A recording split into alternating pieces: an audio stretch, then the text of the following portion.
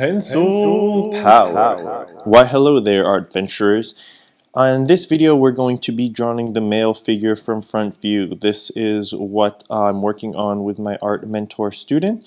So I'm creating this video as a extra resource to review what we went over in our lesson. So there's going to be some elements of the Phil Bourassa style in here, but in general this will be a general muscular front figure, like superhero-esque view.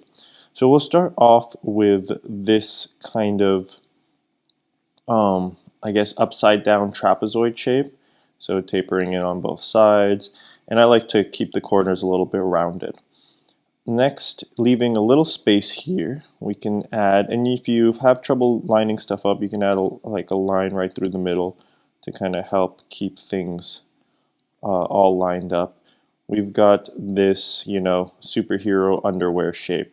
And I prefer, rather than having it come to an exact point, to have a little bit of like that flat area in between, because there's a little bit of space there, so that when you connect the legs, they'll come out looking right. All right, so we've got these two shapes, which is going to form the basis of our figure. Now we can go ahead and actually put in a circle for the head. I like to use the measure of basically the bottom of the head to where the nipples would be is the same height as the head.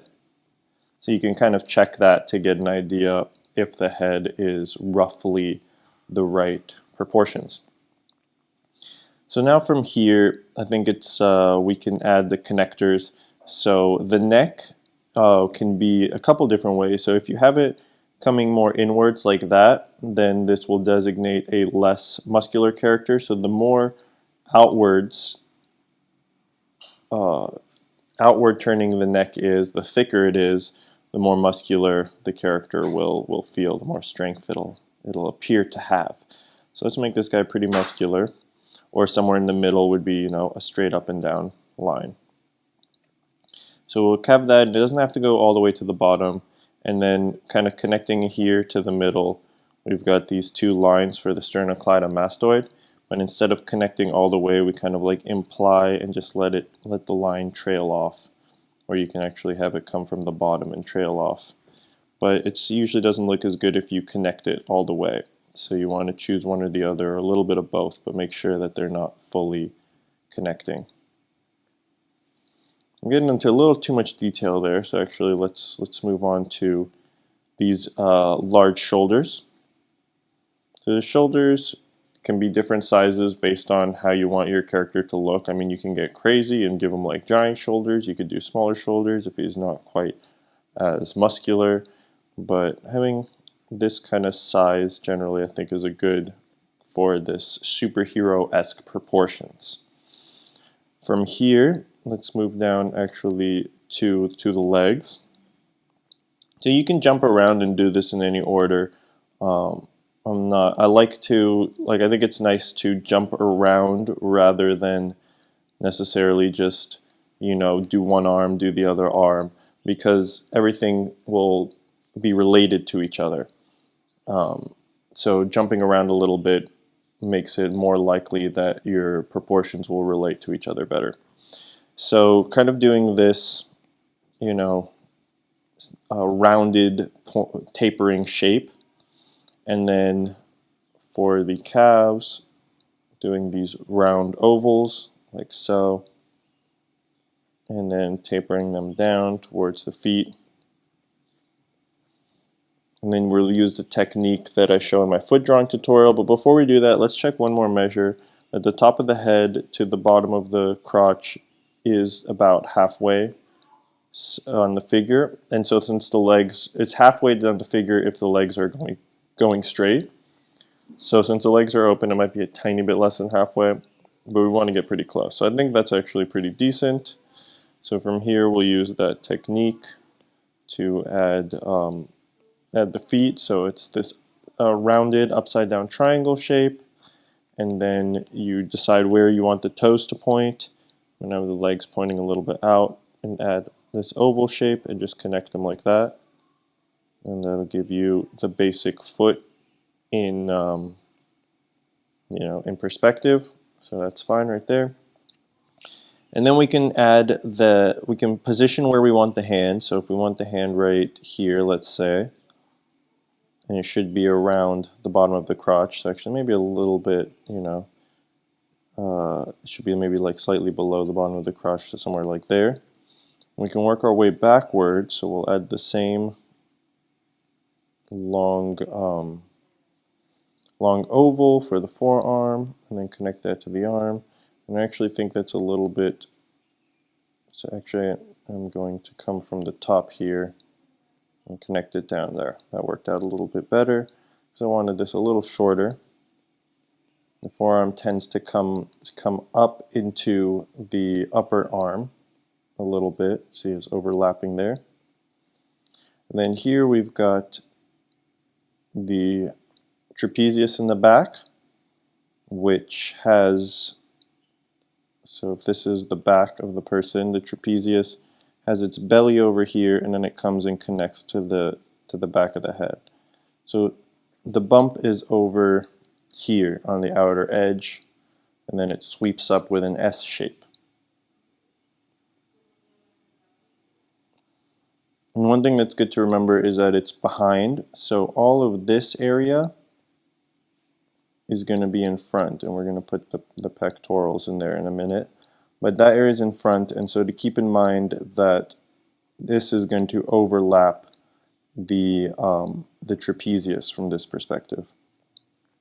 So this time I'll just put the hands in, or actually, you know what, this time I can, if you want to put the hands in first, you can do something like that. That can help you get the length and positioning. And so now I have, like a hand on the hips type thing. The hand's a little low, so I can go back and just move that to maybe here.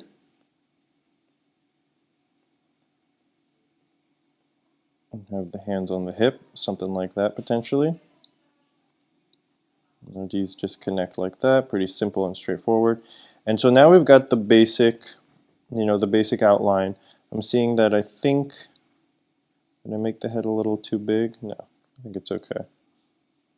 The neck feels a little short or something, but I think it's because we haven't put in the rest of the muscles. So let's go ahead and do that. So from here, one of the biggest landmarks is the chest.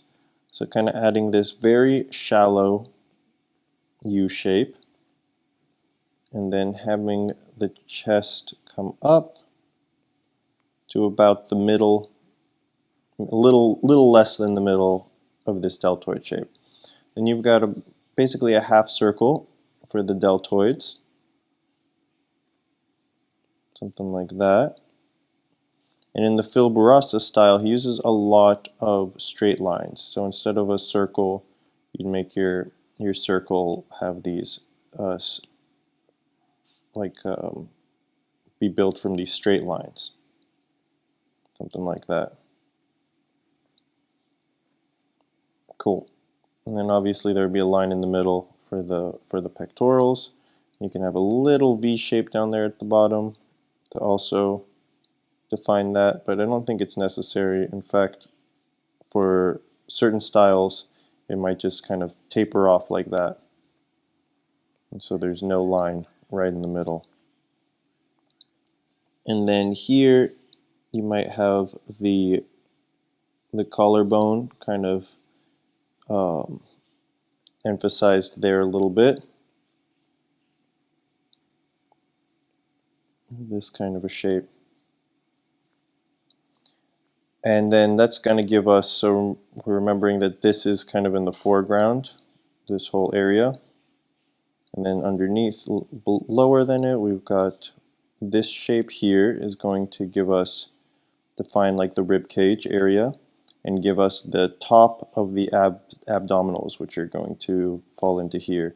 And the first set can go down to the bottom of this first trapezoid we created for the chest area. And then from there, we can just define the rest of a single shape. But if you wanted to give it a six-pack, then the second one would probably be about, this little middle section, and then the third set would be the bottom below there. We're going to have the lats winging out from behind again, so this is going to be in the background. And if you're doing that Phil Bourassa style, you can make these straight lines instead of a curve. Something like that. Cool. And then for the legs, let's do the legs next. We talked about that. There's this big muscle that does something like this. And that's the quadriceps. So we're going to indicate that in two ways. One is a kind of bump, like the apex of the muscle. It's going to be about 1/3 of the way up. Look something like that. And then this part of the muscle will be indicated by just a line right here on both sides.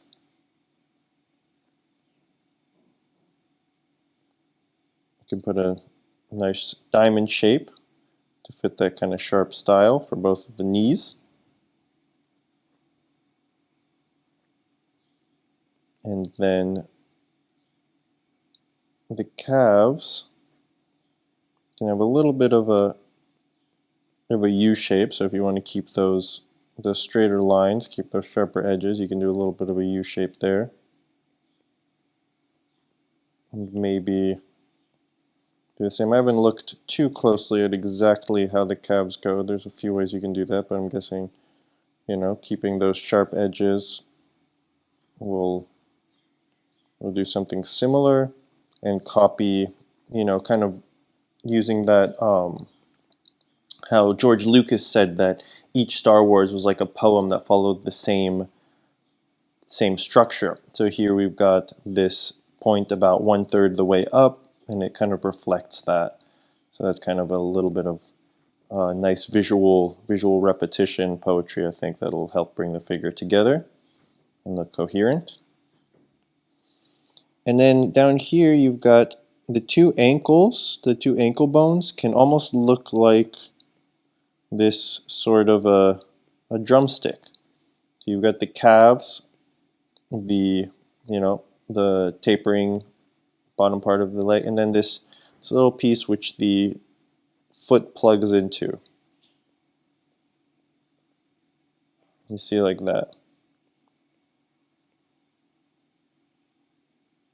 And then kind of putting the foot in. I won't get into a lot of little details on the foot, but that can, I think, best be learned from just studying reference, using this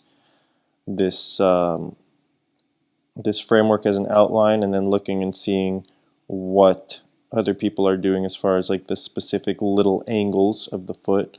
Maybe I'll do a full foot tutorial to get more into like what I've observed for that at some point. And so that gives you the legs, and I think that's, basically finishes up everything except for the arms. So let me just do that to indicate where the face would be. And so the arms, what we're going to do is have the bicep do this kind of cool cutting. You see that? So it's pretty much one straight line that goes all the way under the pecs, and then it curves in, and it gets pretty thin right here, and then we're going to go into the forearm.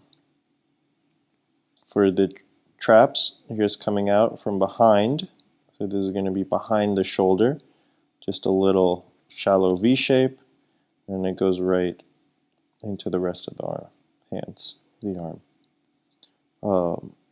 Again, we'll do the same here, and then the shallow V shape for the tricep. Cool.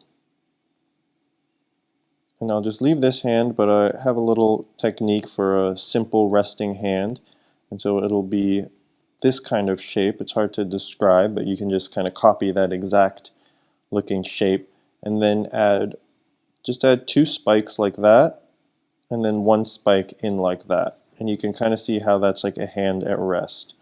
If you take it to the next level, it might look something like that, right? But for now, you can just use the spikes to keep things really simple and just get a hand shape in there that looks reasonable. Okay, cool. So now we've drawn a muscular figure from front view. Here, let's add a little line in the middle, and actually the pecs, when they're well developed, have a little bit of space in between them. So it's not just one line, but two lines if you want to get a little more technical. And I won't go into the shading and stuff. We'll leave that for a future video. If you'd like to see that, let me know in a comment below. Other than that, I hope that this has been helpful and has imbued you with just a little bit more pencil power. Righteous.